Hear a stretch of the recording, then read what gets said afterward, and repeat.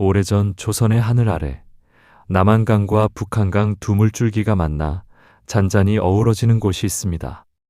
두 강이 합쳐지는 두물머리라 불리는 그 고요한 마을에는 안개가 피어오르는 새벽이면 온 세상이 희미한 은빛으로 물들곤 합니다. 강가는 늘 평화로웠고 나지막한 산기슭에 자리 잡은 초가집들의 굴뚝에서는 계절 따라 연기가 천천히 피어올랐습니다. 봄이면 복사꽃과 살구꽃이 산허리를 물들이고 여름이면 짙푸른 잎사귀들 사이로 매미 소리가 퍼졌습니다. 가을이면 들녘 가득 황금빛 벼가 일렁이고 겨울이면 새하얀 눈이 들판과 나무 위에 소복이 쌓였습니다. 그렇게 사계절 자연의 변화를 온몸으로 느낄 수 있는 이 아름다운 강마을에서 어느 해 늦여름 한 아기가 태어났습니다. 마을 사람들은 강 건너 메아리처럼 번지는 아기의 울음소리를 들으며 새로운 생명의 탄생을 조용히 축복했습니다. 1762년 음력 6월의 일이었습니다. 그 아기는 훗날 조선 후기에 가장 빛나는 실학자로 성장하는 정약용이었습니다. 정약용은 영조 임금 통치 말기에 태어났습니다. 영조 38년이라 기록된 그 해는 조선 왕실에 큰 비운이 있던 해이기도 했습니다. 정약용이 태어나기 한 달 전, 영조의 아들인 사도세자가 비극적인 최후를 맞는 사건이 벌어져 나라 전체가 충격에 휩싸였습니다. 아직 세상의 이치를 알지 못하는 아기는 그런 역사의 소용돌이를 알 리 없었지만 그의 아버지 정제원은 이 사건을 보며 깊이 한숨을 내쉬었습니다. 정제원은 학문을 좋아하고 청렴한 성품의 선비였는데 당쟁으로 혼탁해진 조정의 현실을 늘 걱정하던 터였습니다. 그는 갓 태어난 아들을 품에 안고 이 아이만은 부디 평탄한 삶을 살게 되기를 하고 소원을 빌었습니다. 그래서 아기의 아명으로 귀농이라는 특별한 이름을 지어주었습니다. 벼슬의 길보다 촌부가 되어 농사를 지으며 사는 편이 차라리 행복할 것이라는 씁쓸하면서도 간절한 바람을 담은 이름이었습니다. 그러나 정약용은 장차 조선의 역사를 움직이는 큰 인물이 될 운명이었으니 이 순간 아버지의 마음은 그저 자식의 평안을 비는 한 사람의 부모의 심정이었을 뿐이었습니다. 아기는 부모의 사랑 속에 무럭무럭 자랐습니다. 집은 경기도 광주의 마제라 불리는 마을에 자리하고 있었습니다. 마제 마을은 두 강이 합쳐지는 근처 평야지에 있는 작은 부락으로 정약용의 선대가 오랫동안 터를 잡고 살아온 곳이었습니다. 그의 집안은 대대로 학문을 숭상하여 여러 과거 급제자를 배출한 명문가였습니다. 증조부 때 잠시 과거에 나가지 못한 시절이 있었지만 고조부 이전으로 8대에 걸쳐 높은 관직에 오르고 학자로 이름을 날린 집안이었습니다. 아버지 정제원 역시 젊은 시절 과거에 급제해 관직 생활을 한 인물이었습니다. 어머니 해남 윤 씨는 온화하면서도 강인한 분으로 어린 아들에게 따뜻한 자애를 듬뿍 주었습니다. 정제원은 영조 임금의 특별한 부름으로 관직에 올라 지방 고을 수령을 지낸 바 있었지만 아들 태어나던 무렵 큰 혼란을 목격하고는 벼슬에 미련을 두지 않고 고향으로 돌아와 있었습니다. 그렇게 낙향한 아버지의 품 안에서 정약용은 자연과 책벗을 하며 조용한 유년 시절을 보냈습니다. 정약용의 어린 시절은 강마을의 맑은 자연만큼이나 순박하고 평온했습니다. 아침에 닭이 우는 소리에 눈을 뜨면 뒷동산 너머로 붉은 해가 천천히 떠오르고 있었습니다. 꼬마 정약용은 마루에 나와 기지개를 켜며 상쾌한 공기를 들이마셨지요. 대청마루에서 내려오면 마당 가장자리에는 어머니가 손수 심은 채소들이 이슬을 머금고 싱그러움 속에 반짝였습니다. 그는 형들과 함께 마당을 빗질하고 물을 주는 자잘한 일을 도우며 하루를 시작했습니다. 해가 조금 더 높이 뜨면 아버지는 사랑채에서 글공부를 시작하자고 아이를 불렀습니다. 아버지 정제원은 엄한 듯 하면서도 자애로운 표정으로 어린 아들에게 하나하나 글자를 가르쳐 주었습니다. 정약용은 첫 글자를 배우던 순간부터 눈빛이 반짝였다고 전해집니다. 글자 하나를 익힐 때마다 세상의 새로운 비밀을 알아가는 것 같아서 가슴이 두근거렸지요. 당시 아이들은 보통 천자문이라는 책으로 한자 공부를 시작했는데 정약용은 4살 무렵부터 벌써 천자문을 술술 외울 정도로 영민했습니다. 아버지는 아들이 책 읽는 모습을 흐뭇하게 바라보면서 때로는 무릎에 앉혀 이야기도 들려주었습니다. 오래전 중국과 우리 옛 성현들의 이야기, 역대 임금들과 충신들의 일화 등이 어린 정약용의 가슴속에 잔잔히 스며들었습니다. 형제들과의 우애도 두터웠습니다. 정약용에게는 3명의 형이 있었는데 특히 둘째 형 정약전과 가까웠습니다. 둘째 형은 학문적 재능이 뛰어나 동생 정약용과 학문에 대해 자주 이야기해주곤 했습니다. 어린 정약용이 책을 읽다가 새로운 의견을 내놓으면 정약전은 무릎을 탁 치며 우리 약용이 제법인데 하고 칭찬하며 더 알아보도록 격려해 주었습니다. 맏형 정약현도 동생을 아껴주었고 맏형수는 일찍 어머니를 여인 어린 정약용을 자기 자식처럼 돌봐주었습니다. 그 덕분에 정약용은 모성의 빈자리에도 큰 어려움 없이 성장할 수 있었습니다. 그렇지만 9살 되던 해 정약용은 사랑하는 어머니를 병으로 잃는 커다란 슬픔을 겪었습니다. 아이는 밤마다 어머니를 부르며 한동안 눈물을 멈추지 못했습니다. 어린 마음에 세상이 무너져 내리는 듯한 고통이었지만 가족들의 따뜻한 보살핌과 시간의 위로 속에 그는 점차 안정을 되찾았습니다. 슬픔을 이겨낸 그는 더욱 책에 매달렸습니다. 어머니가 계시지 않는 허전함을 그를 익히는 일로 채워나가려는 듯 그는 부쩍 공부에 열중하였습니다. 정약용은 일찍부터 비범한 재주를 보였습니다. 6살 무렵에 벌써 소학이나 동몽선습 같은 어린이 교재격인 책들을 떼고 형들이 읽는 논어 같은 성현의 책에까지 관심을 보일 정도였습니다. 7살 되던 해에는 집안 어른들 앞에서 시를 지어 바친 일화도 유명합니다. 아버지의 벗들이 집에 놀러 왔다가 귀여운 재주를 시험해보고자 약용아, 내가 직접 시 한 수를 지어보겠느냐 하고 물었습니다. 정약용은 잠시 부끄러운 듯 머뭇거리더니 금세 눈을 반짝이며 맑은 내용의 한 시를 읊어내지 않았겠습니까? 그 자리에 있던 어른들은 어린아이가 지었다고는 믿기지 않을 만큼 훌륭한 시라며 깜짝 놀랐습니다. 촌음이라도 헛되이 쓰지 않는 아이구나. 모두가 칭찬을 아끼지 않았지요. 동네 어른들은 정약용을 신동이라고 부르며 앞날을 기대했습니다. 정약용의 아버지 정재원도 속으로 기쁨을 감추지 못하고 이 재능을 잘 키워줘야겠다고 다짐했습니다. 어린 정약용은 이런 관심과 칭찬 속에서도 자만하지 않고 더욱 글 공부에 몰두했습니다.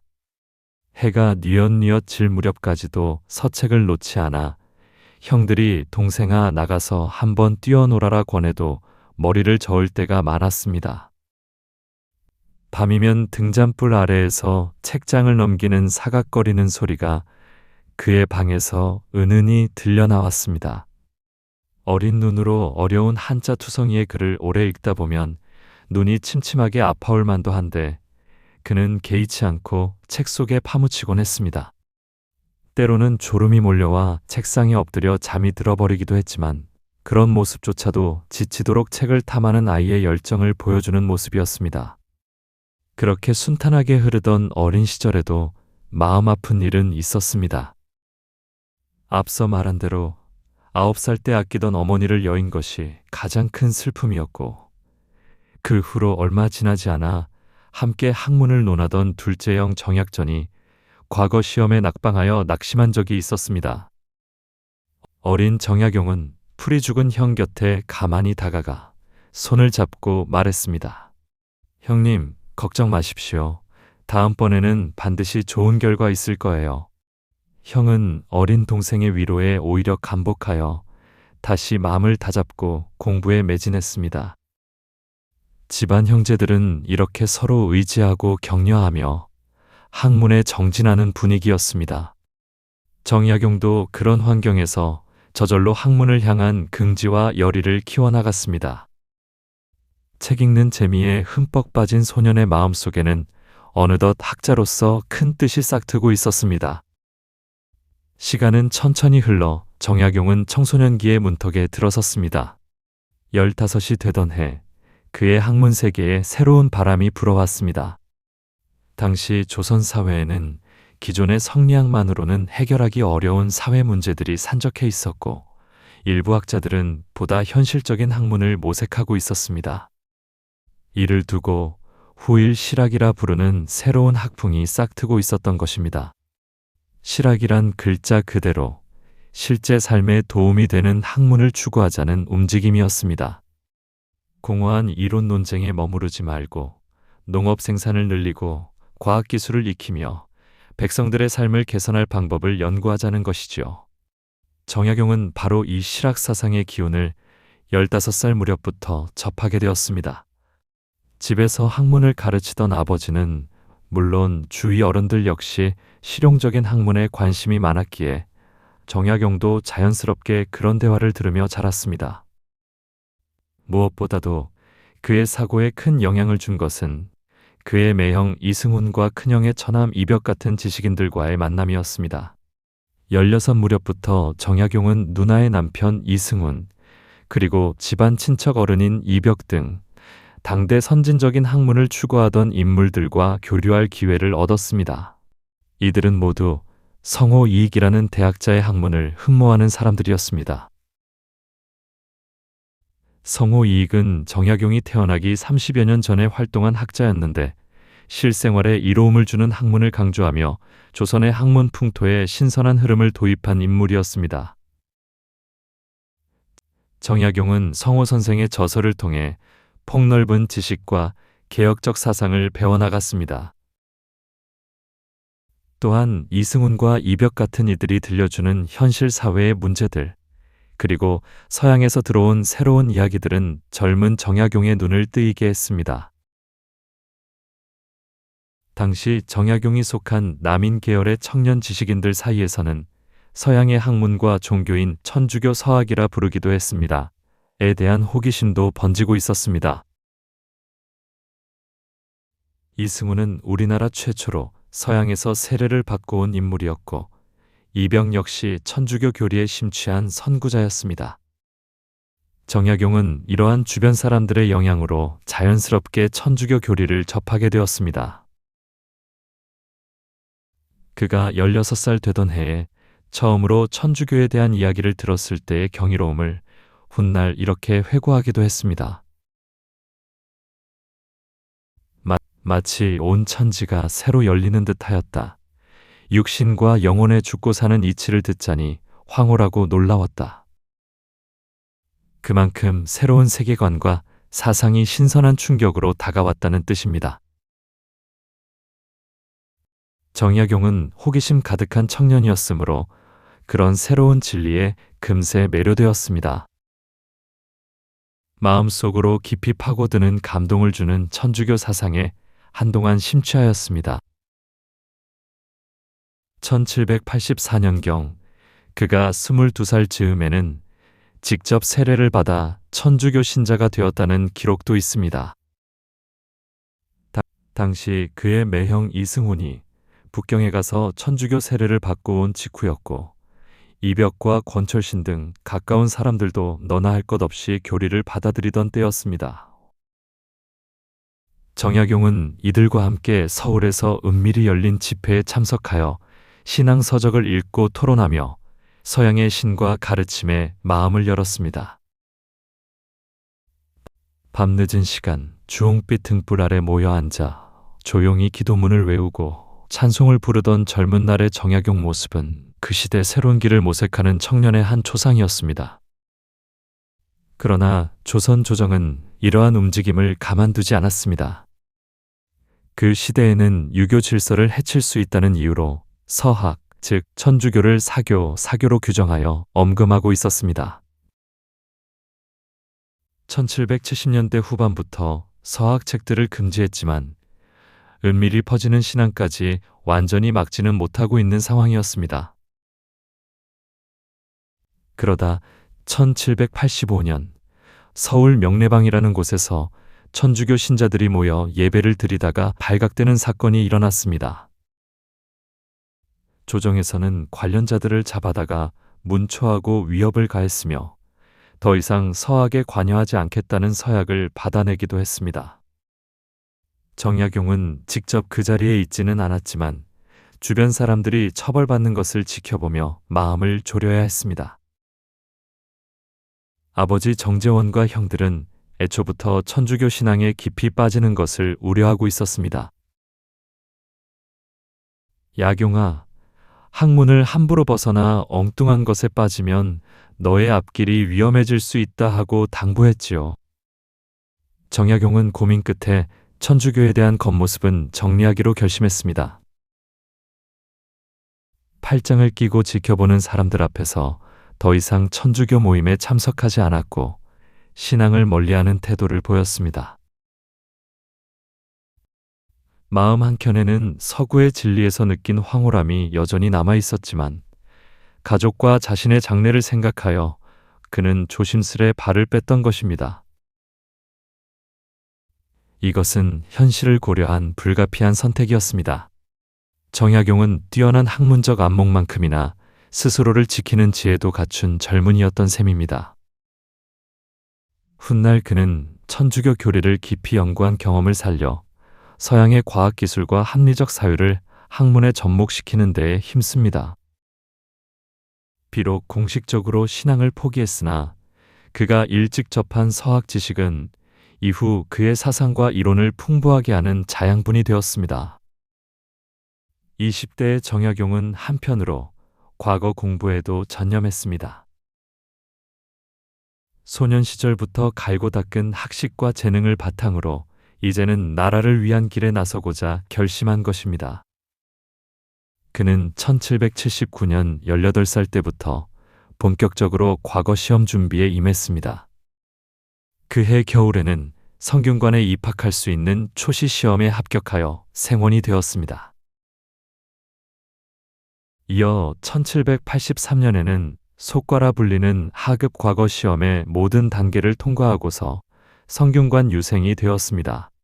성균관은 조선 최고의 국립교육기관으로 젊은 학자들이 모여 공부하는 곳이었습니다. 정약용은 성균관에서 동년배 도령들과 경전을 토론하고 글짓기 실력을 연마하면서 동시에 임금께서 내리는 학문적 질문에 답하는 훈련도 받았습니다. 실제로 1784년 성균관에 들어간 지 얼마 안 되어 정조 임금이 내려준 중용에 관한 70가지 질문에 대해 답안을 작성하는 임무에 참여했습니다. 그는 이벽 등과 함께 머리를 맞대고 연구하여 기존 주자 성리학의 해석에만 의존하지 않고 독자적 견해를 담은 답을 마련했습니다. 이 결과물을 모아 중용강해라는 글을 지었는데 정조는 이를 읽어보고 특이하면서도 견해가 명확하고 공정하다고 평하며 크게 칭찬했습니다. 이처럼 성균관 시절부터 정약용은 임금의 눈에 들기 시작했고 장차 임금과 각별한 학문 토론을 나누는 인연으로 이어지게 됩니다. 하지만 아무리 재능이 뛰어나도 과거 시험의 문턱은 높았습니다. 정약용은 속과를 마친 뒤 진짜 과거라 할 수 있는 대과 문과에 도전했지만 번번이 고배를 마셔야 했습니다.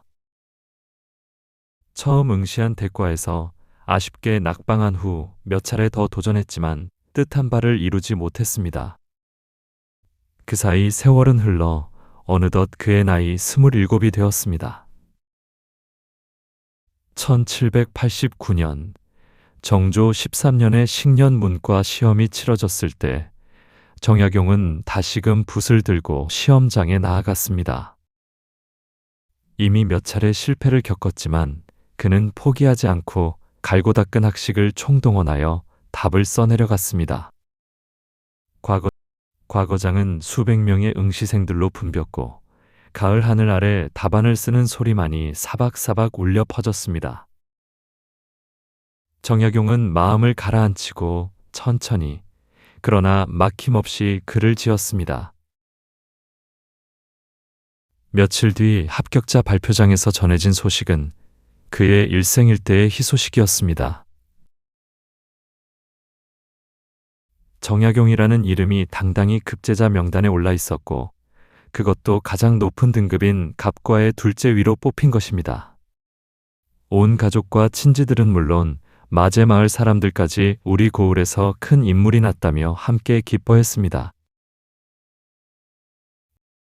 아버지 정재원은 어린 아들의 손을 처음 이끌고 글 공부를 시작하던 순간을 떠올리며 벅찬 감격에 눈시울을 적셨습니다. 정약용 본인도 하늘을 향해 감사의 절을 올렸습니다. 그토록 바라던 과거 급제를 이뤘으니 이제 학자의 뜻을 펴 나라에 보답할 차례라 마음속으로 다짐했습니다. 그는 28의 젊은 패기로 관직에 첫 발을 내디디며 가슴속에 백성을 위한 정책들을 하나둘 그려나가기 시작했습니다. 과거 급제 후 정약용은 곧바로 관직에 올랐습니다. 처음 임명된 관직은 정칠품의 작은 직책이었지만 능력을 펼칠 기회는 금세 찾아왔습니다. 당시 조정에는 정조 임금이 즉위한 지 13년째 되던 해로 젊은 군주 정조는 뜻있는 인재들을 가까이 하며 개혁 정치를 시도하고 있었습니다. 정조는 규장각이라는 왕실 도서관을 강화하여 학술기관으로 삼고 재능 있는 신하들을 그곳에 모아 학문을 토론하고 정책을 구상하게 했습니다. 정조는 특히 젊고 총명한 선비들을 뽑아 초계문신이라는 연구직에 임명했는데 정약용이 바로 그 대상이 되었습니다. 정약용은 초계문신으로 선발되어 규장각에서 연구에 종사하며 임금을 보좌하는 임무를 받았습니다. 그곳에서 그는 이덕무, 박제가와 같은 북학파 학자들과도 교류할 수 있었습니다. 정약용은 폭넓은 독서와 깊은 사색으로 쌓은 자신의 지식을 바탕으로 나라의 정책을 이론적으로 뒷받침하는 보고서들을 작성했습니다. 어느 날은 정조가 그를 별궁으로 불러 식사를 함께하며 담소를 나누기도 했습니다. 임금과 신하가 마치 사제지간처럼 밤늦도록 토론을 벌이는 일도 있었다지요. 정조는 정약용의 의견에 귀를 기울였고 때로는 어려운 학술 문제를 질문하며 그의 식견을 시험하기도 했습니다. 정약용은 그런 순간마다 조심스럽지만 자신 있게 자신의 견해를 펼쳤습니다. 임금의 곁에서 나라 일을 논하는 자리였지만 두 사람 사이에는 진솔한 문답이 오갔습니다. 이러한 특별한 교류를 통해 정조는 정약용을 더욱 신임하게 되었고 정약용 또한 군주의 높은 뜻에 부응하고자 밤낮으로 노력했습니다. 정약용은 여러 관직을 거치면서 능력을 인정받았습니다. 한때 우의정 채제공의 추천으로 더 높은 벼슬에 임명되었는데 이에 반발한 보수 대신들의 비판으로 잠시 물러나게 되기도 했습니다. 하지만 곧 다시 기회를 얻어 사헌부와 승정원 등 중요한 기관의 핵심 요직들을 두루 역임했습니다. 정약용의 30대는 바야흐로 국정의 중심에서 활약한 시기였습니다. 그는 임금의 정책을 이론적으로 뒷받침하거나 행정 실무를 챙기면서 늘 기본에 충실하고 청렴한 태도를 잃지 않았습니다. 또한 현실을 개선할 방안이 있다면 아랫사람의 작은 목소리에도 귀를 기울이고 참신한 아이디어를 정책으로 발전시키고자 힘썼습니다. 예를 들어 정약용은 강을 건너는 백성들의 불편을 덜어주기 위해 배다리, 즉 배를 이어 임시다리를 놓는 방안을 제안했습니다. 당시는 한강을 비롯한 큰 강을 건너려면 나룻배를 타야만 했으므로 많은 시간이 소요되었습니다.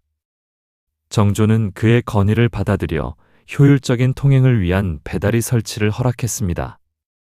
또 1792년에는 아버지상 중임에도 왕명으로 화성 축성 설계에 참여해달라는 부탁을 받았습니다. 정약용은 효성을 다해 상중에도 불구하고 임무를 받아들였습니다. 그만큼 정조는 그의 재능을 아꼈고 정약용 역시 국사에 헌신하고자 최선을 다했던 것입니다. 1794년 정조 임금은 자신이 구상하던 거대한 계획을 실행에 옮기기 시작했습니다. 경기도 수원에 새로운 도성을 쌓는 일이었습니다. 정조는 아버지 사도세자의 묘를 수원으로 옮겨 현룡원이라 이름하고 그 주위를 위시하여 신도시와 성곽을 건설하려 했습니다. 이 거창한 사업에 정약용도 참여하여 역할을 맡았습니다. 그가 담당한 것은 성을 쌓는 기술적인 측면이었습니다. 당시 전해 내려오는 축성법도 있었지만 보다 효율적이고 과학적인 방법이 필요했습니다. 정약용은 고민 끝에 거중기라는 기중기 장치를 고안하였습니다. 거중기는 도르래의 원리를 이용해 작은 힘으로도 큰 물건을 들어올릴 수 있게 만든 기계였습니다.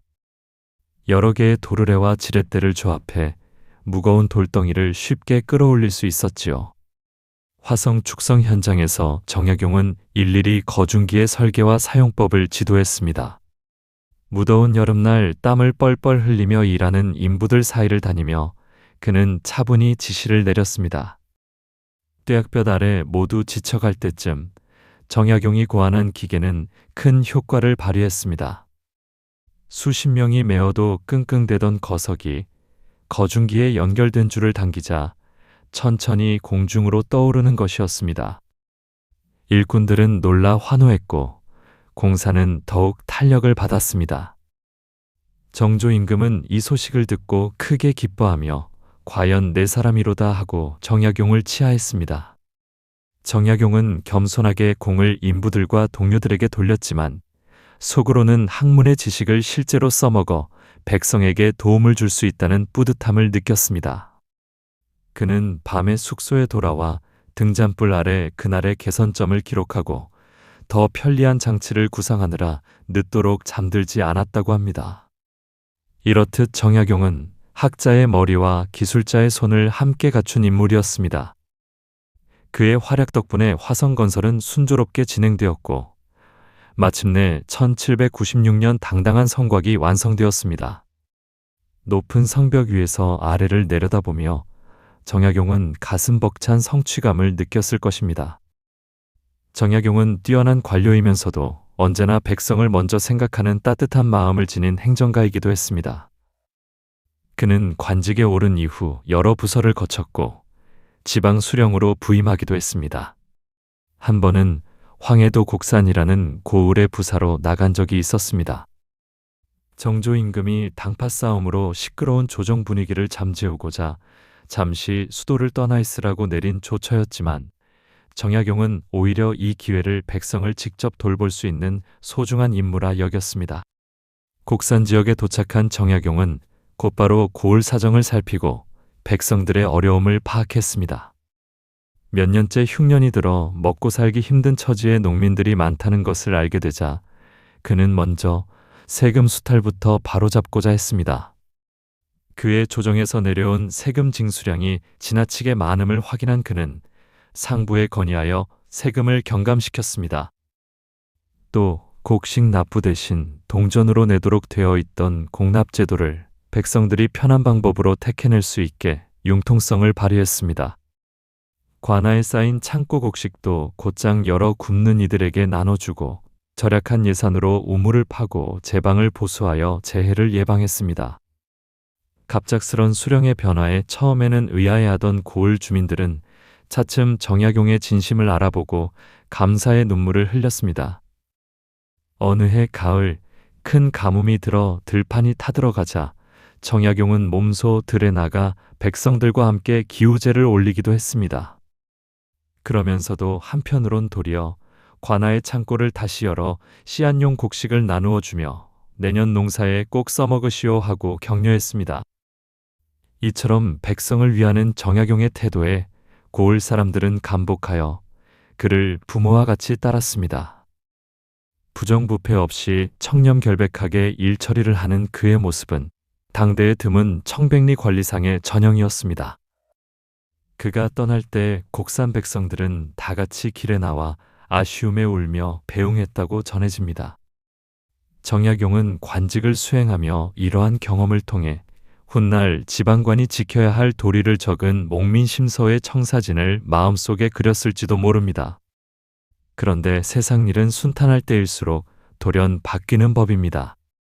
정약용의 인생에도 커다란 시련의 파도가 밀려들 날이 다가오고 있었습니다. 그 시련은 다름 아닌 정치적 격변과 이에 따른 불운이었습니다.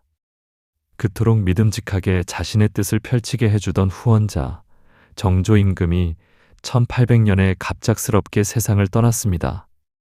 정조의 승하 소식은 정약용에게 하늘이 무너지는 듯한 충격과 슬픔을 안겨주었습니다. 그는 깊은 한숨 속에 며칠을 보냈으나 국상 중에 자신의 슬픔만 드러낼 수도 없어 속을 썩였습니다. 정조의 뒤를 이어 11살 어린 순조가 즉위하면서 실권은 정순왕후와 일부 대신들의 손에 넘어갔습니다. 새로 득세한 이들은 바로 노론 벽파라 불리던 강경한 보수 세력이었습니다. 이들은 정조 시대에 등용된 남인 및 소장파 인물들을 눈엣 가시처럼 여겼습니다. 정약용은 바로 그들이 제거하고 싶어 하던 인물 중 하나가 되었습니다. 게다가 젊은 시절 서학에 물들었던 전력까지 있는 그였으니 더욱 벽파의 표적이 되었습니다. 정약용은 이 변혁의 소용돌이 속에서 중심에서 물러나 스스로 낙향하기로 마음먹었습니다. 정조의 국장이 끝난 후 그는 형조참의 직을 사직하고 고향 마제로 내려갔습니다. 그는 임금이 바뀐 뒤 권신들의 모함과 참소가 이어지는 조정에서 살아남기가 어렵다는 것을 직감했습니다.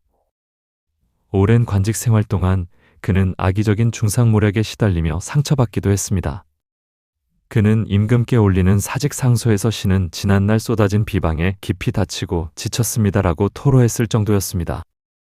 그래서 일찌감치 물러나 몸을 낮추고자 했던 것입니다.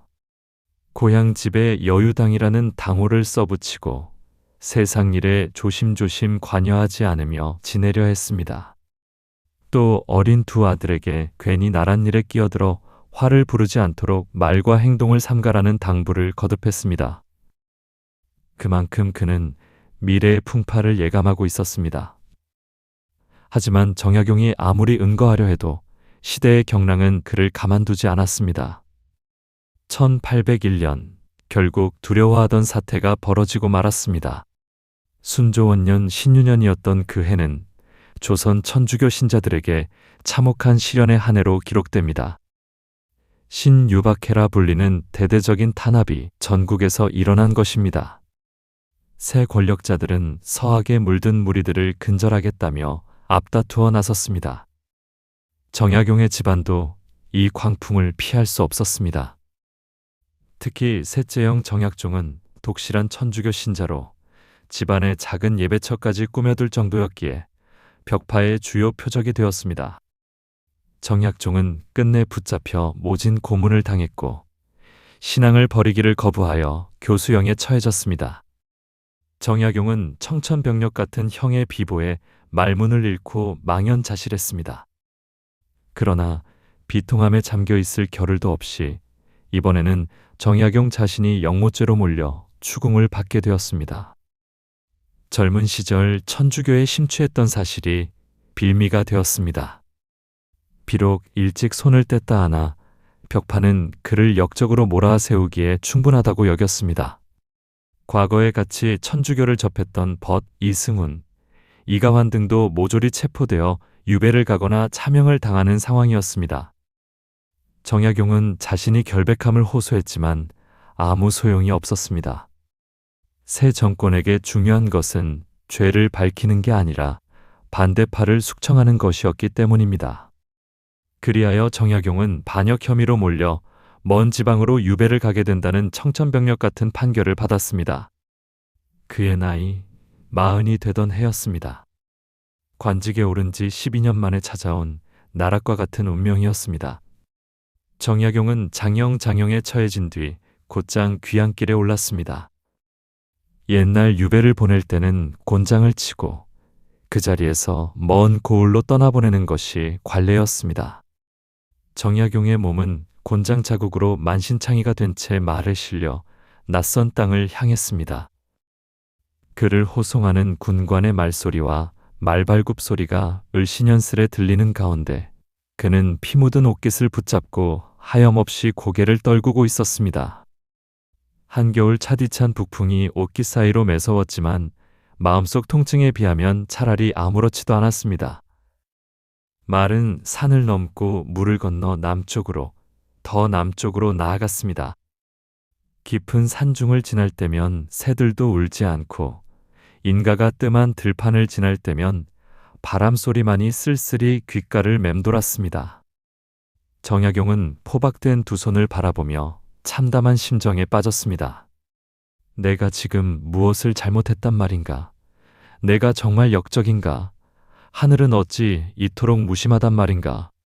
수없는 자문이 머릿속을 맴돌았지만 결국 돌아오는 대답은 스스로를 달래는 탄식뿐이었습니다. 아니다. 내 양심이 떳떳하다면 부끄러울 것 없다. 다만 힘없는 목숨이 이렇듯 풍파에 흔들릴 뿐. 그는 마음을 다잡으려 애썼으나 성치 않은 욕심만큼이나 멍든 마음은 쉽게 진정되지 않았습니다. 얼마 후 정약용은 경상도 해안의 외딴 고을 장기에 도착했습니다. 그곳이 그의 첫 유배지였습니다. 바닷바람이 거칠게 불어오는 낯선 땅에서 정약용은 아무 연고도 없는 생활을 시작해야 했습니다. 유배지에서 그에게 허용된 것은 작고 허름한 초가 하나와 약간의 생필품이 전부였습니다. 몸은 지칠 대로 지쳐 있었고 긴장과 서글픔에 마음도 너덜너덜해져 있었습니다. 도저히 잠이 오지 않는 첫날 밤, 그는 초라한 방바닥에 앉아 등잔불만 멍하니 바라보았습니다.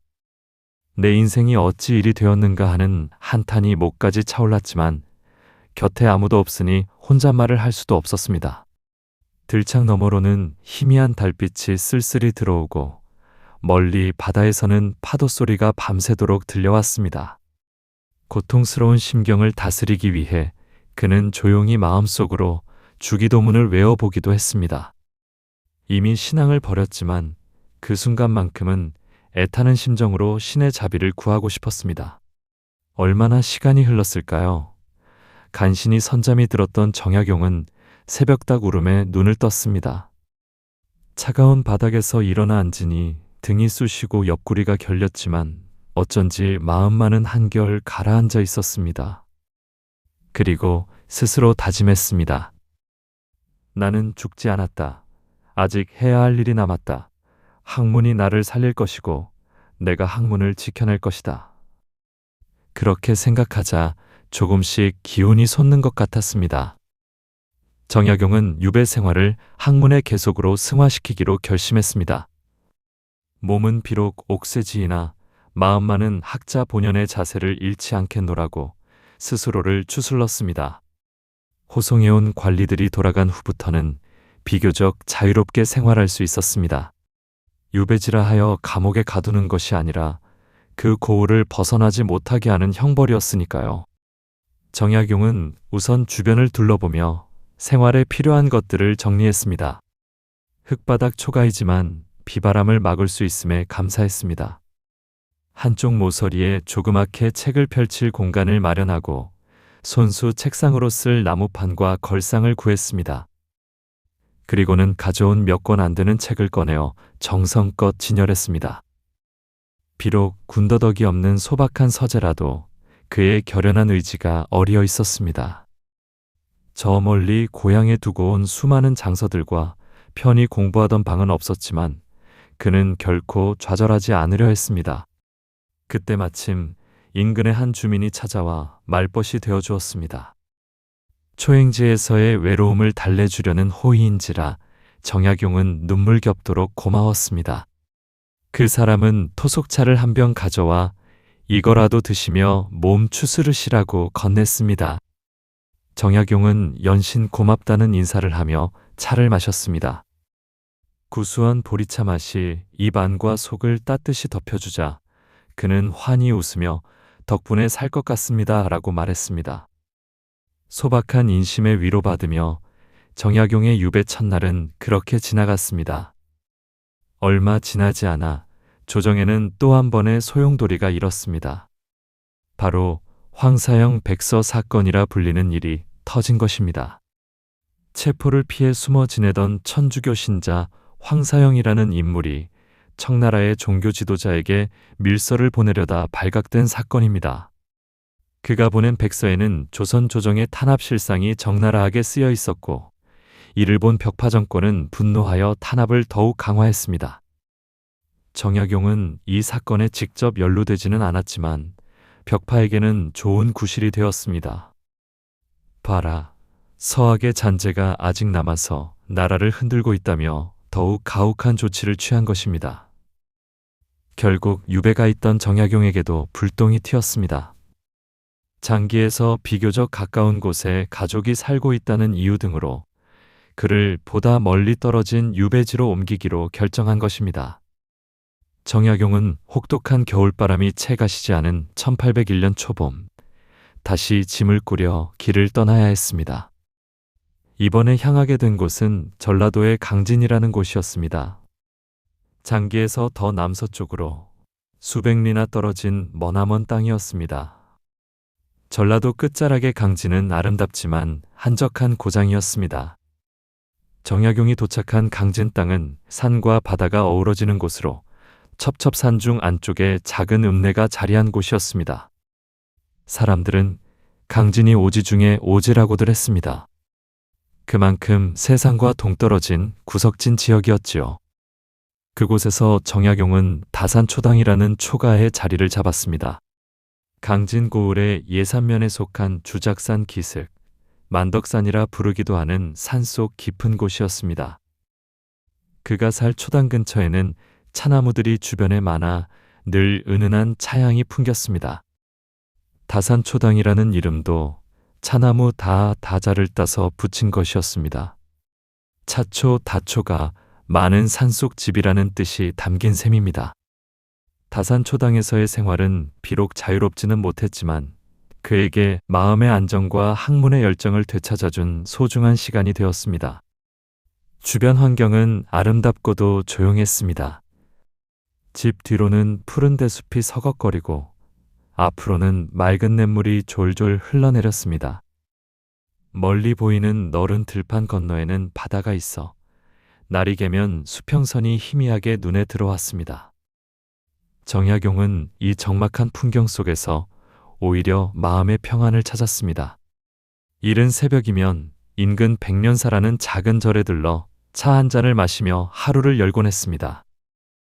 백년사에는 해장이라는 노승이 있었는데 정약용과 그 스님은 금세 의기투합하는 벗이 되었습니다. 하나는 유교의 대학자, 하나는 불가의 수도승이라 얼핏 어울리지 않는 조합처럼 보였지만 두 사람은 고요한 새벽녘 차를 마시며 많은 이야기를 나누었습니다. 서로 다른 경지를 탐구해온 두 사람은 상대의 지혜를 존중했고 말없는 시간 속에서도 깊은 교감을 나누었습니다. 때로는 말없이 앉아 차향기를 음미하는 것만으로도 통하는 것이 있었습니다. 정약용은 해장 스님에게 불교 경전에 대한 이야기를 듣기도 하고 스님은 정약용에게 유교 경전에 대한 견해를 묻기도 했습니다. 두 사람은 세속을 떠나 자연에 묻혀 살아가는 삶의 맛에 대해 공감하면서 적적한 유배 생활에 서로에게 큰 위안이 되었습니다. 정약용의 하루 일과는 규칙적으로 흘러갔습니다. 새벽에 차를 마시고 돌아오면 아침해가 솟아올랐습니다. 그는 마당을 쓸고 장작을 패는 등 간단한 집안일을 스스로 했습니다. 간밤에 쥐가 책을 갉아먹지는 않았나 책장도 살피고 필요한 경우 마을 사람을 시켜 책과 종이, 붓 등을 구해오기도 했습니다. 아침 식사로 대충 죽 한 그릇을 먹고 나면 그는 곧장 책상 앞에 앉았습니다. 그리고 전날까지 쓰던 원고를 펼쳐들고 붓을 들어 학문의 세계에 잠겼습니다. 문득 창밖에서 작은 새 한 마리가 지저귀면 고개를 들어 청아한 소리를 감상했습니다. 그러고는 미소를 머금고 다시 붓을 놀렸습니다. 나지막한 초당 안에는 종이 위를 미끄러지는 붓소리와 간혹 중얼거리는 그의 음성만이 조용히 퍼졌습니다. 한자 한자 써 내려가는 글에는 그동안 가슴에 품고 있던 생각과 지식들이 녹아들었습니다. 세상과 격리된 이 외딴 곳이지만 그의 정신은 온 천하를 헤매며 백성들의 삶과 국가의 앞날을 그려보고 있었습니다. 정오 무렵이 되면 잠시 붓을 놓고 밥을 지어 먹었습니다. 차는 변변치 않았지만 검소한 식사로 요기를 하고 마당가에 앉아 잠깐 햇볕을 쬐며 휴식을 취했습니다. 이때 인근에 사는 제자뻘 젊은이가 찾아와 예를 갖추고 물음을 들이면 정약용은 반갑게 맞이하여 차와 함께 학문을 논하기도 했습니다. 그런 뒤 오후에도 역시 독서와 지필에 몰두했습니다. 해가 저물어 땅거미가 내리면 산새들의 울음소리도 뚝 끊겼습니다. 그는 대청마루에 나와 서쪽 하늘을 붉게 물들이며 지는 노을을 바라보았습니다. 그리고 깊은 한숨과 함께 마음속으로 되뇌었습니다. 또 하루가 갔구나. 내 고향의 가족들은 오늘도 무사히 잘 지냈을까? 그리움을 애써 삼키며 그는 다시 등불을 밝혔습니다. 밤에는 유배지로 가져온 몇 안 되는 책들을 읽거나 다 완성하지 못한 원고의 뒷부분을 구상하였습니다. 때로는 어린 시절 외운 시구절이나 성현들의 경구를 떠올리며 스스로를 다독이기도 했습니다. 자정이 넘어서야 그는 책을 덮고 평상에 기대 눈을 붙였습니다. 그리고 이튿날 새벽이면 어김없이 기상하여 또 하루를 시작했습니다. 이렇듯 다산초당에서의 삶은 수행자와도 같은 청빈하고 규칙적인 나날의 연속이었습니다. 외롭게 보낼 법한 유배 생활이었지만 정약용은 지적인 열정으로 그 시간을 가득 채웠습니다. 18년이라는 긴 세월 동안 그는 놀라운 양의 책을 저술했습니다. 글을 쓸 종이가 떨어지는 날이면 한동안 붓을 놓고 머릿속으로만 글을 지었다고 합니다. 그리고 마침내 종이가 생기면 기억해두었던 내용을 일필휘지로 써내려갔다고 하지요. 그의 학문적 의지는 황량한 유배지에서도 꺼지지 않는 등불처럼 활활 빛났습니다. 정약용이 유배지에서 남긴 글들은 이루 헤아릴 수 없이 많지만 그 중에서도 대표적인 몇 가지를 꼽을 수 있습니다. 첫째로 목민심서가 있습니다. 이 책은 목민관, 즉 지방수령이 지켜야 할 도리와 백성을 다스리는 방법을 상세히 적은 행정지침서입니다. 백성을 돌보는 일을 평생의 소명으로 여겼던 정약용의 정신이 오롯이 담긴 책이지요. 목민심서는 총목, 부임, 율기, 봉공, 애민, 이전, 호전, 예전, 병전, 형전, 공전 등의 12강으로 구성되어 있으며 각 강마다 세세한 조항들이 실려 있습니다. 이 책을 집필할 때 정약용은 마치 실제 고을 수령이 되어 백성들을 돌보고 있다는 상상을 하며 썼다고 합니다. 책의 첫 장을 펼치면 목민관은 곧 백성의 부모라는 지침이 나옵니다. 그는 관리란 백성을 귀여기고 보살피는 존재임을 강조했습니다. 이어 청렴 결백할 것, 백성을 학대하지 말 것, 송사에 공정할 것 등 한 조목 한 조목 세세히 가르침을 내렸습니다. 백성이 흉년에 굶주릴 때 관리가 해야 할 일, 전염병이 돌 때의 구휼 대책, 농사법 부급 방안 등 현실 행정에서 마주하는 온갖 상황에 대해 어떻게 대처해야 할지를 제시했습니다. 목민심서 곳곳에는 백성을 사랑하는 그의 깊은 마음과 탐관오리를 향한 준엄한 경고가 담겨 있습니다. 예컨대 가렴주구를 일삼는 악덕고을 원님 이야기를 들려주며 이런 자는 하늘의 벌을 받을 것이다 하며 꾸짖기도 했지요. 또 어디에서는 부모 잃은 아이를 거둬 기른 착한 관리의 미담을 소개하며 이런 이가 참된 목민관이다 하고 칭찬했습니다. 목민심서의 원고를 써내려갈 때 정약용은 언젠가 다시 관리로 일할 날이 온다면 이 원칙들을 반드시 실천하리라 다짐했을 것입니다. 둘째로 경세유표라는 책이 있습니다. 경세유표는 나라를 경영하는 방법에 대한 그의 구상과 제안을 집대성한 저작입니다. 그야말로 국가의 경제, 행정, 군사, 교육 등 모든 분야에 걸친 개혁 청사진이라고 할 수 있습니다. 글자 그대로 풀이하면 세상을 다스리는 데에 대한 유서와 표라는 뜻인데, 정약용은 이 책을 통해 조선 사회의 폐단을 근본적으로 고치고자 하는 방안을 제시했습니다. 예를 들어 토지 제도의 개혁을 주장하여 일부 양반 지주에게 편중된 토지 소유를 바로잡고 농민들이 먹고 살 수 있는 기반을 마련해야 한다고 역설했습니다. 그는 여전론이라는 혁신적인 토지 제도 개선안을 구체적으로 내놓기도 했습니다. 여전론은 마을 단위로 토지를 공동 경작하고 수확물을 공평하게 나누자는 내용으로 생산성을 높이면서도 빈부격차를 줄이려는 이상적인 제안이었습니다. 또 인재를 고루 등용하기 위한 과거 제도의 개선, 지방관의 부정부패 방지 대책, 군사조직 개혁, 형벌제도 개정 등 온갖 분야에 대한 내용을 망라했습니다.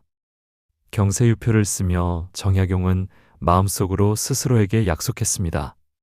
비록 이 몸은 유배 중이나 내 글만은 훗날 이 나라를 움직일 것이다. 실제로 경세유표에 담긴 많은 아이디어들은 훗날 근대개혁의 선구자들에게 영감을 주었으니 그의 바람이 헛되지 않았던 셈입니다. 셋째로 흠흠신서가 있습니다. 흠흠신서는 형옥에 관한 실제적인 지침을 모은 법률서입니다. 무고한 사람이 억울하게 죄를 쓰지 않도록 형벌과 재판 과정을 공정히 운영하는 방법을 상세히 논했습니다. 정약용은 관리들이 수사와 재판을 건성으로 하지 말고 사람 목숨을 다루는 일이니만큼 신중하고 또 신중히 해야 함을 강조했습니다. 과거에 있었던 여러 실제 판례를 분석하여 어떤 점이 잘 됐고 어떤 점이 잘못되었는지 평가했습니다.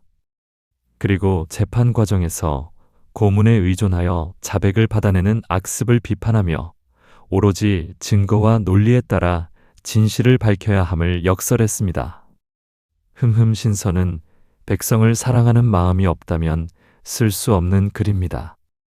억울하게 옥살이를 하거나 심지어 목숨을 잃는 사람이 단 한 사람도 없어야 한다는 그의 강렬한 소망이 담겨 있었지요. 유배지에 있으면서도 그는 이렇게 백성을 위한 정의로운 제도를 구상하는데 온 힘을 다했습니다. 그 외에도 정약용은 다양한 분야에 걸쳐 주옥 같은 저수를 남겼습니다. 그는 한시를 비롯한 여러 문학작품도 수준 높게 창작한 문인이었습니다. 유배지의 울적함을 달래려 쓴 시들은 때로 처연하고 때로 낭만적이었습니다. 그 시구절들에는 고독한 심경뿐 아니라 자연 속에서 느낀 깨달음과 인생에 대한 성찰이 담겨 있습니다. 또한 그는 의학 분야에도 공헌하여 마과해통이라는 의서를 펴냈습니다. 이 책은 전염병인 마마천연두의 예방과 치료법을 정리한 것으로 서양의 종두법, 우두법까지 소개한 선구적인 의학서였습니다. 당시 많은 아이들이 천연두로 목숨을 잃었기에 누구보다 백성을 아끼던 정약용은 이 병을 막는 방법을 연구했고 그 성과를 책으로 펴내어 널리 알리고자 했습니다. 그래서 마과해통에는 인두법이라고 불리는 예방접종술이 상세히 실려 있습니다. 이는 후일 조선에서 종두법이 널리 퍼지는 계기가 되었습니다. 이렇듯 유배지의 정약용은 농학, 의학, 천문학, 지리 등 관심 갖는 바가 매우 넓었습니다. 심지어 불교 경전에 대한 연구도 하여 불교 견문록 같은 저수를 남겼고 서양인들이 전해준 과학서적을 참고하여 기하학이나 역법에 관한 글도 썼습니다. 그야말로 그가 남긴 글은 500여 권, 그 분야를 따지자면 미치지 않은 곳이 없을 정도였습니다. 조선 후기의 학문을 집대성한 인물이라는 평가가 과장이 아닐 만큼 정약용의 저술은 방대하고도 심오했습니다. 그 많은 글을 쓰는 동안에도 그는 늘 겸손하게 스스로를 돌아보았습니다. 육경과 사설을 익혀 나를 닦고 일표와 이설을 써서 세상을 다스리는 도리를 펴노라. 이런 말로 자신의 학문을 요약했는데 이는 유교 경전을 깊이 연구하여 수신하고 경세유표와 목민심서 같은 책으로 세상을 구제하고자 했다는 의미였지요. 그는 이렇게 유배지라는 역경 속에서도 결코 뜻을 굽히지 않고 자신의 학문 세계를 더욱 풍요롭게 꽃피워 나갔습니다. 그러나 아무리 뜻이 높고 마음이 평온하려 노력해도 가족을 향한 그리움만은 어쩔 수 없는 인간적 감정이었습니다. 귀양살이 세월 내내 정약용의 가슴을 가장 아프게 한 것은 두고 온 가족들이었습니다. 아내와 자식들, 그리고 연로한 부모님과 형제들은 천리 밖에 있었고 쉽게 소식을 주고받을 수도 없었습니다. 밤늦게 홀로 등불을 마주하고 있으면 문득 어린 자식들의 얼굴이 눈앞에 아른거렸습니다. 떠나올 때 울며 매달리던 아이들의 모습이 떠오르면 눈시울이 뜨거워졌습니다. 정약용은 그럴 때마다 붓을 들어 편지를 썼습니다. 둘째 아들에게는 학문을 게을리하지 말고 신중히 처신하라 가르쳤고, 큰아들에게는 집안에 어려움은 없느냐, 어머니를 잘 모셔라 걱정했습니다. 그의 편지에는 노모에 대한 안부, 아내에 대한 미안함도 담겨 있었습니다. 내 걱정으로 얼마나 고생이 많소라며 스스로 죄인이 된 처지를 한탄하기도 했습니다. 때로는 이 아비가 살아 돌아갈 날을 꿈꾸며 너희들도 꿋꿋이 살아주기 바란다라는 당부와 격려를 잊지 않았습니다. 해마다 명절 무렵이면 가족들이 더욱 그리워졌습니다. 한 번은 설날 아침 혼자 차례상을 차려놓고 고향을 향해 절을 올린 뒤 긴 편지를 써보냈습니다. 편지의 끝자락에는 아비는 오늘도 너희들 생각에 눈물로 밤을 지새웠다. 몸은 비록 떨어져 있으나 마음만은 항상 함께 있음을 잊지 말아라라 적혀 있었습니다.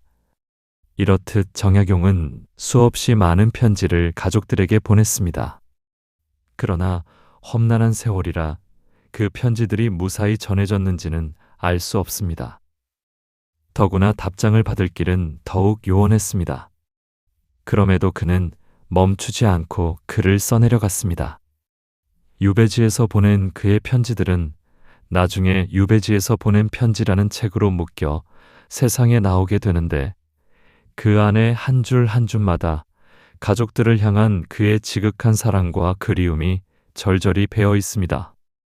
정약용은 이렇게 글로 써남아 가족들과 끊기지 않은 정을 이어갔고, 그것이 그의 고독을 견디는 힘이 되었습니다. 유배 생활 18년이 흐르는 동안 조정에도 많은 일이 있었습니다. 정약용이 귀양살이를 시작한 지 10여 년이 지난 뒤에는 남인에 대한 탄압이 점차 누그러지고 있었습니다. 또 세월이 흘러 정약용을 귀양 보낸 적대 세력 가운데 상당수가 몰락하거나 세상을 떠났습니다. 정약용의 혐의에 대해서도 애초부터 과했다는 동정론이 조금씩 나오기 시작했습니다. 결정적으로 정약용이 유배지에서 저술한 방대한 학문적 업적들이 조정에까지 소문이 전해지면서 그를 재평가하려는 목소리도 생겼습니다. 마침내 1818년 순조 18년이 되던 해에 정약용은 풀려나도 좋다는 허가를 받았습니다. 길고 길었던 18년간의 귀양살이가 드디어 끝나는 순간이었습니다. 이 소식을 전해 들은 정약용은 처음에는 믿기지 않아 멍하니 있었다고 합니다. 내가 이제 자유의 몸이 된단 말인가? 그는 하늘을 우러러 한없이 감사의 기도를 올렸습니다. 강진 고을 사람들과 작별 인사를 나누는 날, 마을 장터에 사람들이 모여들었습니다. 다산 선생 그동안 고생 많으셨소 하며 눈물 짓는 사람도 있었고, 열심히 쓴 그의 원고 뭉치를 정성껏 싸서 건네주는 제자도 있었습니다. 정약용은 일일이 손을 잡고 감사의 인사를 전했습니다. 덕분에 살아낼 수 있었습니다. 모두들 평안하십시오. 그는 떠나오기 전에 다산초당 마루에 마지막으로 걸터 앉아 주위 경치를 눈에 담았습니다. 이곳을 떠나면 다시 오기 어려우리라. 고마운 산천이여, 안녕. 그는 조용히 작별을 고하고 고향으로 발걸음을 돌렸습니다. 고향 맞으로 돌아오는 길은 마치 꿈결과 같았습니다. 강진으로 향하던 유배길과는 사뭇 달랐습니다. 손에는 형장에서 받았던 곤장 자국이 남은 대신 이젠 밧줄 없는 두 팔로 고향 바람을 맞을 수 있었습니다. 남쪽 바닷가를 등지고 북쪽 육지를 향해 달리는 마차 안에서 정약용은 해묵은 한숨을 내쉬며 창밖을 바라보았습니다. 길 옆으로 스쳐 지나가는 산천초목 모든 것이 경이롭고 새삼스러웠습니다. 긴 귀양살이를 마친 지금 그의 나이는 60에 가까웠습니다. 너무 늦게 풀려난 것은 아닌가 하는 생각이 스쳤지만 그래도 살아서 돌아간다는 사실만으로도 감사했습니다. 멀리 익숙한 산새와 강물이 눈에 들어왔을 때 정약용의 가슴은 뜨거워졌습니다. 저만치 고향집 지붕이 보이고 마당에 나와 멀리 길을 바라보는 가족들의 모습이 어렴풋이 보였습니다. 정약용은 벌떡 마차에서 내려 달리기 시작했습니다. 내가 돌아왔다오. 그의 외침에 아들, 딸, 손주들까지 모두 대문 밖으로 뛰어나왔습니다. 아내도 백발이 성성한 모습으로 마루에 서 있다가 이내 쏟아지는 눈물을 훔치며 그를 맞았습니다. 정약용은 가족들을 한 명 한 명 끌어안았습니다. 멀리서 지켜본 동네 사람들도 반갑게 고개를 끄덕이며 속으로 축하했습니다. 마제마을에 드디어 오래전 떠났던 그 집안의 가장이 돌아온 것입니다. 그는 가족들과 함께 고향에 정착했습니다. 조정에서는 그에게 관직 복귀를 명했지만 정약용은 깊이 고민한 끝에 관직에 나아가지 않겠다고 사양했습니다. 한번 옥고를 치른 사람에게 실제 권한 있는 관직이 주어지는 일은 기대하기도 어려웠거니와 무엇보다 그는 이미 관직 생활에 뜻이 없었습니다. 이제 남은 생애는 오롯이 학문에 바치고자 했습니다. 서울에서 몇 년 머물며 책을 펴내는 작업을 하다가 곧 고향 마제마을에 자리를 잡았습니다. 예전 살던 집을 수리하여 조촐하게 거처를 정하고 사랑채에 서재를 꾸몄습니다. 그 서재가 바로 여유당입니다. 여유당이라는 현판은 그가 유배되기 전 은거할 때 이미 써붙였던 이름이었습니다. 여유란 천천히 생각하고 충분히 되새긴다는 뜻으로 괴테의 시에 나오는 시간을 들여 천천히 헤아리라는 구절에서 따온 말이라고 전해집니다. 그는 다시금 이 글귀를 걸며 마음가짐을 새롭게 했습니다. 고난 많은 지난 날을 딛고 이제는 여유롭게 학문을 수양하며 제자나 키우다가 생을 마치리라 다짐했습니다. 고향에서의 그의 삶은 조용하고 소박했습니다. 아침이면 예전처럼 동트기 전 일찍 일어나 세수를 하고 서재문을 열었습니다. 그리고는 서가에서 책 한 권을 꺼내 들었습니다. 유배 중에도 완성하지 못했던 주역 연구나 마음먹고 새로 쓰고 싶었던 글들이 머릿속에 가득했습니다. 그는 깊은 산속 다산초당에서 쓰던 대로 묵을 갈고 붓을 들었습니다. 이미 완성된 원고들도 재차 검토하여 손질했고 미처 다듬지 못한 부분은 공을 들여 마무리했습니다. 그에게는 하고 싶은 일, 남겨야 할 일들이 아직 많았습니다. 하지만 예전처럼 조급하게 밤낮을 가리지 않고 자신을 채찍질하지는 않았습니다. 한결 마음이 차분해진 그는 더 천천히, 그러나 더욱 정밀하게 글을 써내려갔습니다. 낮이면 지방 곳곳에서 그를 찾아오는 방문객들이 적지 않았습니다. 멀리 강진에서 정약용의 명성을 듣고 찾아온 젊은 학자들도 있었고 예전 정조대왕 시절의 벗들도 그를 잊지 않고 들러주었습니다. 정약용은 찾아오는 이들을 허투루 돌려보내지 않았습니다. 제자 삼아 가르침을 주기도 하고 손님으로 맞아 옛 이야기를 나누기도 했습니다. 찾아온 이가 배움을 구하는 진정한 학구파라면 그는 어느새 눈빛을 반짝이며 밤을 지새울 기세로 토론에 열중했습니다. 그러나 방문객이 떠나고 나면 고요한 서재에서 다시 묵묵히 자기 할 일을 했지요. 고향집 정약용의 일상은 그렇게 잔잔하게 이어졌습니다. 가족들과 함께하는 행복도 되찾았습니다. 아내와는 환갑이 넘도록 해로하며 금슬이 변함없었고 어느새 장성한 자식들이 맥을 이었습니다. 그의 자식들은 아버지의 옥고 동안에도 꿋꿋이 집안을 지키며 학업을 계속하였습니다. 정약용은 귀양에서 풀려난 후 뒤늦게나마 자식 교육에 심혈을 기울였습니다. 그가 보낸 수십 통의 편지 덕분이었는지 두 아들 학연과 학유는 이미 훌륭한 인품으로 자라 있었습니다. 아버지의 권고대로 학문에도 뜻을 두어 학유는 훗날 농가원령가라는 우리말 농촌 노래를 지은 문인이 되기도 했습니다. 정약용은 손자 손녀들과 노는 재미도 쏠쏠했습니다. 마당에 둥글게 원을 그리고는 술래잡기를 하거나 서재 툇마루에 앉아 옛날 이야기를 들려주었습니다. 아이들은 눈을 반짝이며 할아버지 또 얘기해 주세요 조르곤 했지요. 그럴 때면 정약용은 호탕하게 웃으며 다음 이야기를 이어갔습니다. 한 번은 이웃집 아이들까지 모여들어 마당이 시끌벅적해졌는데 정약용은 마치 학당 훈장처럼 아이들에게 천자문을 가르치기도 했습니다. 그가 쓴 아학편이라는 어린이용 한자 학습서는 본래 유배 시절 손자뻘 되는 조카들에게 가르치려고 쓴 책이었습니다. 그 책을 손수 펼쳐들고 아이들에게 이 글자는 이렇게 읽는 거란다 알려주는 그의 모습은 더없이 행복해 보였습니다.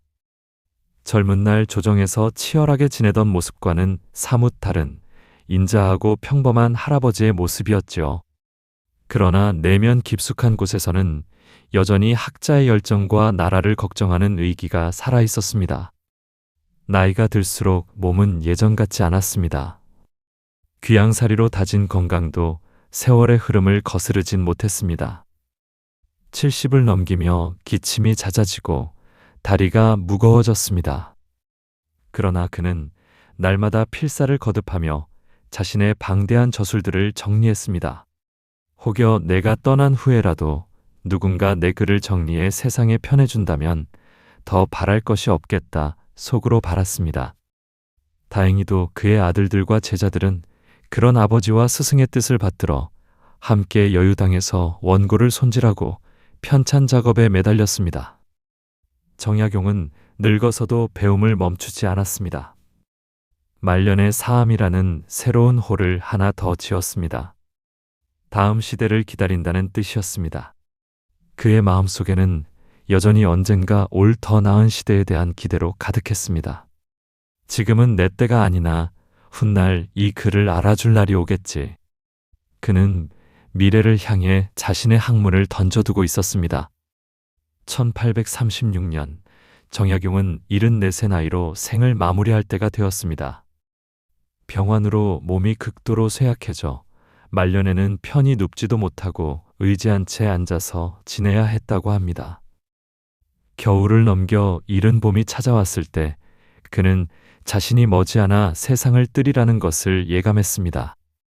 그래서 어느 맑은 날 새벽 집안 사람들을 옆에 불러앉혔습니다.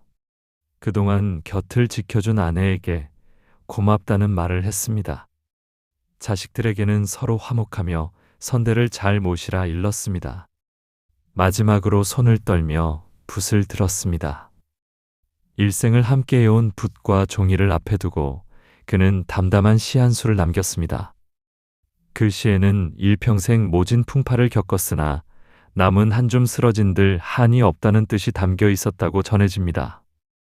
마치 자신의 인생을 편안히 내려놓는 듯한 읊조림이었습니다. 잠시 후 그는 눈을 감았습니다. 숨이 천천히 멎어갈 때 표정은 편안하고 온화했습니다. 마치 오랜 여행을 마치고 집에 돌아와 깊은 단잠에 빠진 모습이었다고 합니다. 사랑하는 가족들이 그의 곁을 지키며 조용히 눈물을 흘렸습니다. 그의 손에는 아직 온기가 남아 있었고 옆에는 갓 써내려간 시의 먹향기가 가시지 않고 남아 있었습니다. 이렇게 정약용은 파란만장했던 한 생을 마감했습니다. 조용한 고향 마을의 선산에 묻히던 날, 마을 사람들과 제자들이 모두 나와 그의 마지막 가는 길을 배웅했습니다. 흰 상여를 메고 나가는 행렬에는 흐느끼는 소리가 이어졌습니다. 우리 다산 선생, 그 큰 뜻 이제 누가 이어갈꼬? 누구랄 것 없이 다들 안타까워했습니다.